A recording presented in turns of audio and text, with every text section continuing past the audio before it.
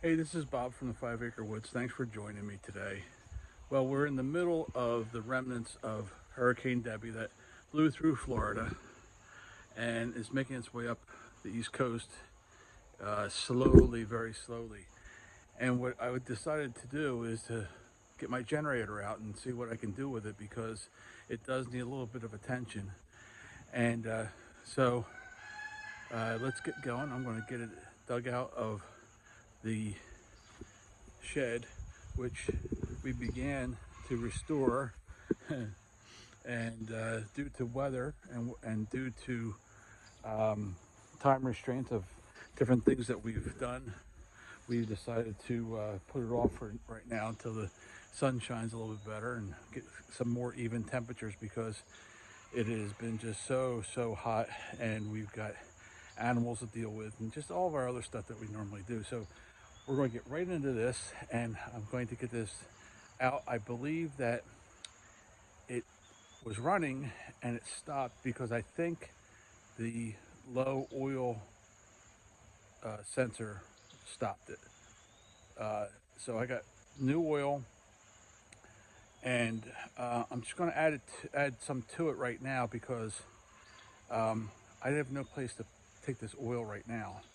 So I'm going to see if it starts up because of the low oil sensor switch, I think is what they call it, and we'll get this thing out, and I'm going to put it on the back of my trailer, and I'm going to park it in case I need it in the next couple of days because it's supposed to get kind of really bad and heavy thunderstorms and things like that. Whether we get it or not remains to be seen. We don't normally get a whole lot of bad weather like other states get. We're kind of in a position in South Jersey here where we miss a lot of the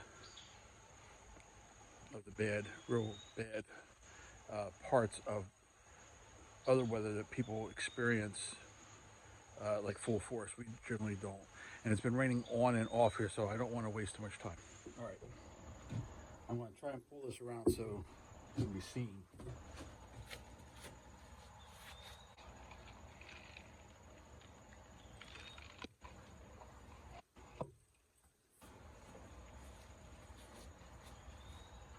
Good position here.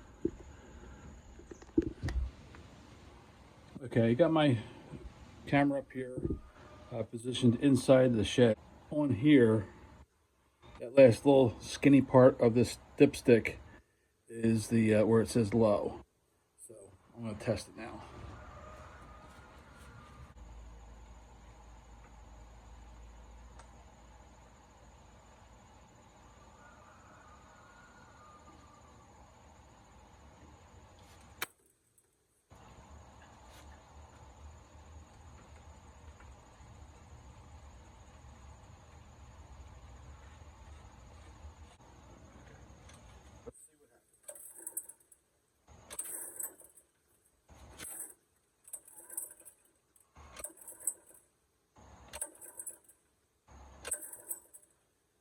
See, the low oil indicator light keeps coming on.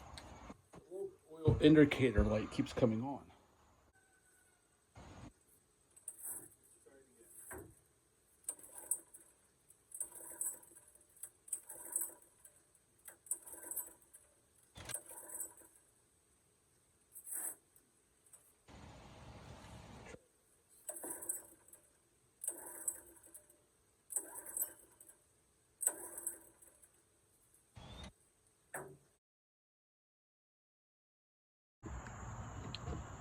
Okay, I believe I found out what the problem is. These generators, not all generators, as I mentioned before, have a low oil indicator. And that's what this was. And this kept coming on. It was actually running one day. I was using it and it shut off. And I thought maybe this wire somehow came in contact, which I removed some years ago because where it goes, I think it's kind of like a ground wire of some sort, even though ground wires are usually green. This one's yellow. I took it off because while it was on, it wouldn't run. But if you look right here, this is the low oil indicator, and basically all that is a float that's, see, it's a little higher. Here's the oil fill here, and it's a little bit higher than that, and it has a float, pardon my big sausage like finger, and it floats in the oil. And as long as it's above a level that it's designed to be, it allows the engine to run, and it will make a connection. This is a direct connection from the float, the level, the indicator, the sending unit, if you will, to the ignition, which is right there. So yet another wire has to come off for it to run. And as soon as well, I should say, I should back up a little bit. When that's on, no spark, no nothing, and the indicator lamp comes on. But I happen to know that I have enough oil in here. So I'm thinking that's a failure. So what I will do, turn the switch on. Now as soon as hold on.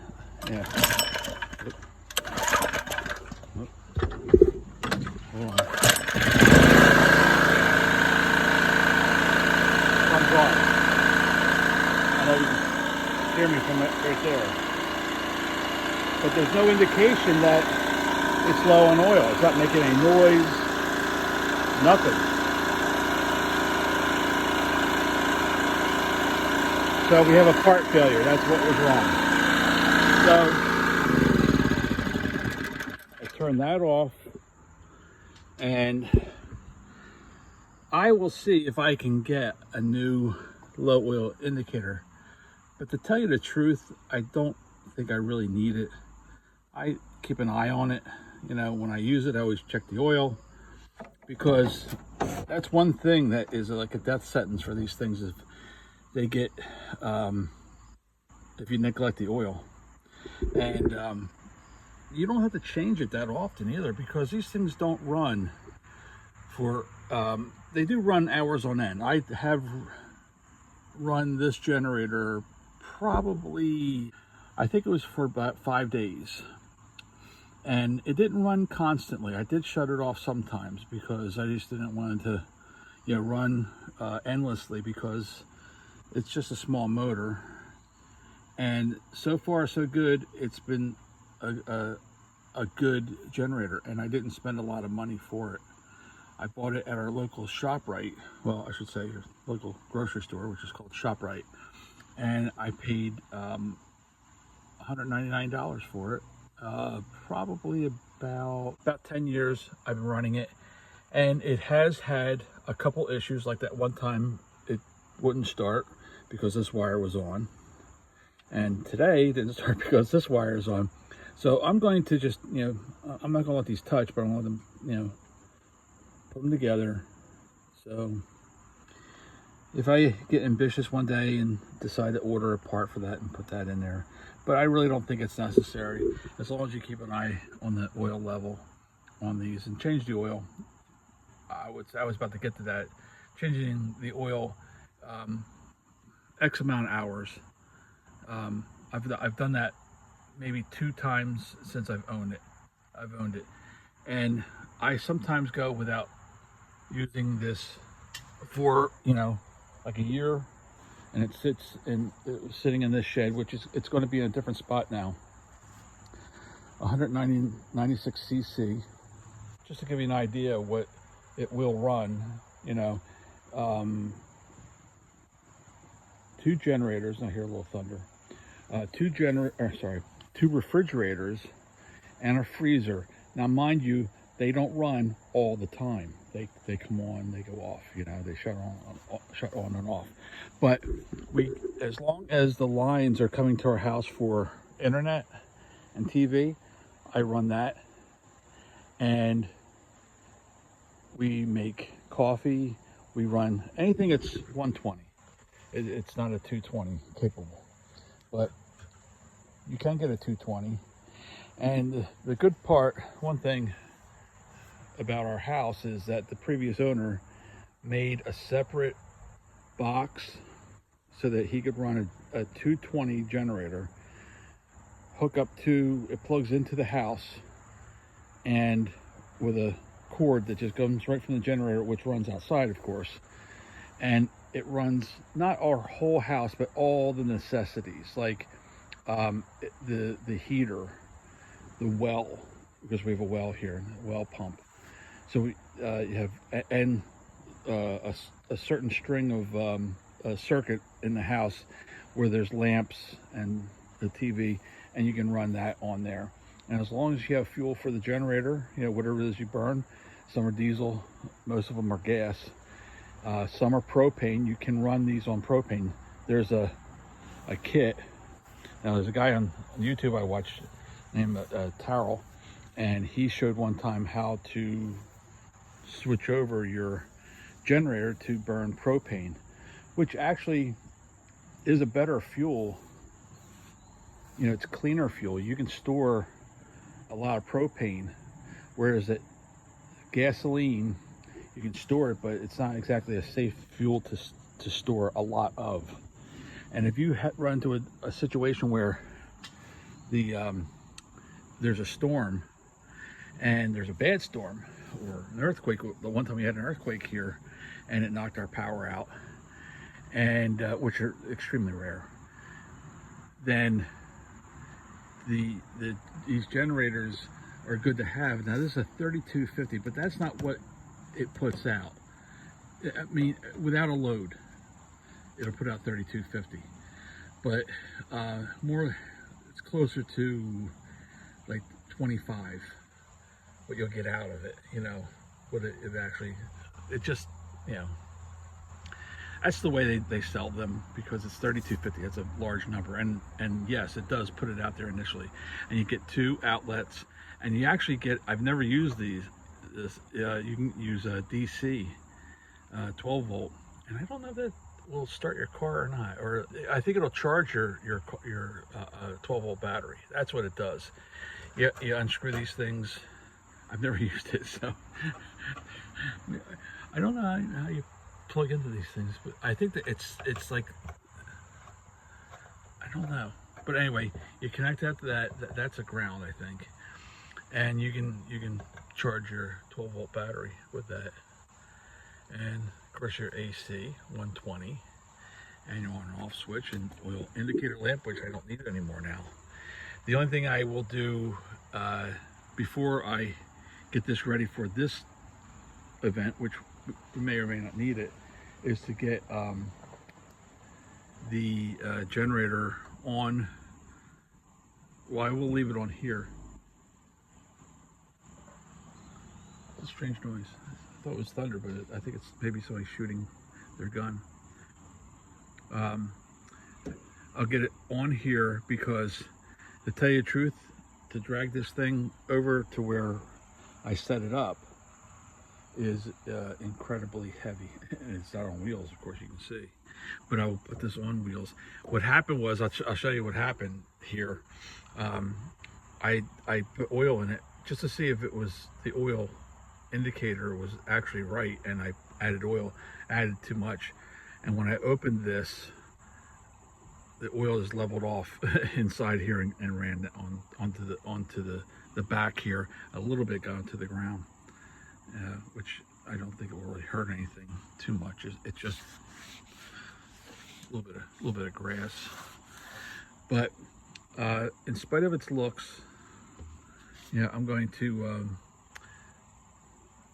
I'm not going to do it this time, but what I'll do is one of these times I'm going to. I'm just going to take these labels off and strip off anything, you know, that is, you know, you can't read anymore, or it just doesn't make, it's common sense, you know, not to stand in a puddle of water and put your fingers in the socket. You know, that's basically what they're telling you to do. I'll tape this off, and I'll tape this off so that these stay. Put a piece of tape across here, power wash the whole thing, scrape off some of this rust here, That's the valve adjustment. And paint it. Give it a coat of paint. And one time, the nylon pull broke. And what I'm going to do today is I'm going to pull this out. I'm going to so it's right there. Sorry. I'm going to pull this out, or this piece of rope, this nylon rope. I'm going to cut it and knot it off again, so that it spring closes all the way there. I had it way back here, and a couple years ago I had a back injury, and whenever I bend over to try and get something, you know, it hurt. And when I had to start this thing, I could barely stand it. And I didn't do this because of that, but it was kind of like one of those lucky coincidences that I left too much rope on here. And what I would do is I'd put it up like that, and so I just stand here and stand up like this, and I wouldn't have to, you know, bend over too much. My back's better, but I do have trouble with it. Anyway, that's all for this. I was just wondering what was wrong. So, bed oil level indicator switch just stopped working, and I'm glad that it wasn't anything more serious. If you like what you saw today, and it was informational and it helped, because I'm no expert, but I just like to do everything myself on the homestead. This is just what we do. We get things that go wrong. I try to fix it all myself. Very rarely do I have to call someone, but it's nice to know that we have some neighbors that we can call on that are very knowledgeable and will help. But I don't like to abuse that sort of thing. I like to try and do this myself and help others around where I can too, to make yourself available in communities. And that's about it. So anyway, subscribe if you will. Give us a thumbs up, as I said before. I may have said that before, you know, and share the video. And we appreciate you stopping by, and we'll catch you on the next one. Bye for now.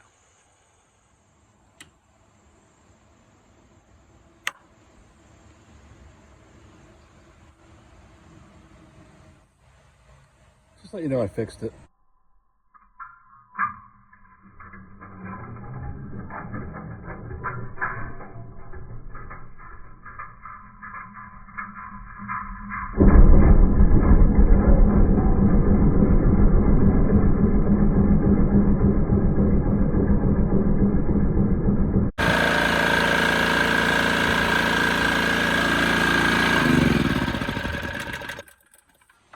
Looks so much better. Bye.